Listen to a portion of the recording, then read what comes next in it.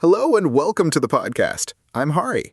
And I'm Kimi. Today, we're diving deep into a truly fascinating piece of numismatic history, the remarkable British coinage of King William IV, who ruled during a brief but highly transformative period. The Sailor King. He ruled from 1830 to 1837. Fun fact right off the bat, until King Charles III in 2022, William was the oldest person to ever ascend the British throne, taking it at age 64. Talk about a late career promotion. He certainly had a colorful life before that. He had 10 illegitimate children with the famous actress Dorothea Jordan, but no surviving heirs with his wife, Queen Adelaide. This meant his successor was his young niece, Victoria. Exactly. But while his reign was short, his coins represent a beautiful, highly artistic era for the royal mint and marked the beginning of major administrative reforms. Let's talk about the incredible artistry first. Yes, the drama behind the scenes was absolutely intense. The creation of King William's coinage was fueled by a fierce, ongoing rivalry between William Wyon, the chief engraver, and the Italian-born sculptor Benedetto Pistrucci. Those two absolutely detested each other. Pistrucci had been promised the chief engraver position, but as a foreigner, he was legally ineligible. So Wyon got the title, and Pistrucci was made chief medalist with equal pay, which only fueled the fire and kept their partisans constantly clashing.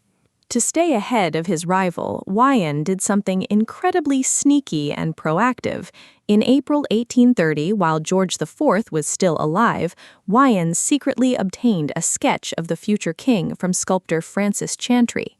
He had to keep it completely quiet so George wouldn't find out. The sketch even had a strict warning inscribed on it that it was not to be shown to any third party. Once William became king, Wyon could finally work openly from a low-relief bust. And William absolutely loved Wyon's design. In fact, he ordered that no other portrait of him be used on any coins during his entire reign. It was an exceptionally realistic and honest likeness. It really was. One of the king's close friends saw a sovereign and exclaimed, "It is the old boy himself." It had a natural, quiet, and placid aspect. Unlike his predecessor, William chose to appear without a classical laurel crown, reflecting his straightforward personality. Wyon engraved the obverse portrait, while Jean-Baptiste Merlin, a talented Flemish engraver, designed the reverses of the gold and silver coins. Merlin utilized the reverse space beautifully. On the sovereign, he took advantage of the extra space and replaced surrounding Latin text with incredibly ornate scrollwork. Plus, the 1831 shilling and sixpence made history by being the first British coins to feature their denominations spelled out in actual words. The silver fourpence, introduced in 1836 at the urging of politician Joseph Hume, was also completely unique. It was the only silver coin to feature a seated Britannia, a motif typically reserved for the copper coins. That's right. And speaking of copper, Wyon's Britannia design remained almost identical to his previous work for George IV, but there was a massive blunder with coin sizes in 1834 involving the gold half-sovereign. Oh, the shrinking half-sovereign.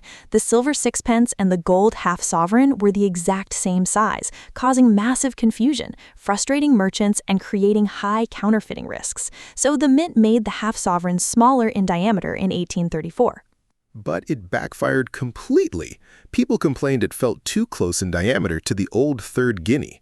The backlash was so intense that they reversed it the next year, recalling and melting down over 120,000 of those unpopular gold coins. What a logistical nightmare. While fixing that, the Royal Mint was also starting to reform its administration, which had been run for private profit by the Company of Moneyers. Indeed. The master of the mint's salary was cut by a third, and in 1837, the automatic funding system dating back to Sir Isaac Newton's era was abolished, putting the mint under annual parliamentary votes. Let's talk about the colonial coinage, because British policy in the 1830s was to make sterling the global imperial currency. This led to some unbelievably tiny denominations, like the third-farthing. A third-farthing is a tiny denomination, 1/12 of a penny, or 1/2880th of a pound. It was minted from Malta because local goods were often sold for just 1 grono, which matched that tiny value perfectly. There was also the half-farthing for Ceylon, which, believe it or not, was later made current in Britain in 1842. Meanwhile, the abolition of slavery in the West Indies created an increased need for small change. To help, silver 3p and 3 halfpence coins were sent over. In Jamaica, the silver 3 halfpence coin was warmly nicknamed a quaddy and remained incredibly popular all the way into the 1990s. Trinidad refused them, calling them unsuitable. Sierra Leone took £1,000 worth in 1836, and they eventually demonetized their Spanish colonial coins in 1839. They even sent some over to Mauritius. It is incredible how these tiny coins traveled the globe. But William's reign came to an end with his death in June 1837, passing the British throne to his young niece, Queen Victoria. And Wyon was immediately back to work, sketching Victoria at Windsor Castle just 2 months later. Because Merlin was slow to finish the reverses, the new coinage wasn't fully ready until 1839. But William's coinage remains a beautiful, unique testament to a brief but highly transformative era of British history. Thank you for joining us today, everyone. Have a truly wonderful day.